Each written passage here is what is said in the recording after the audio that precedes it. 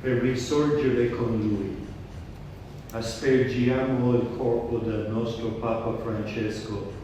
Rendiamo grazie a Dio che aspergiamo il corpo del nostro Papa Francesco. Rendiamo grazie a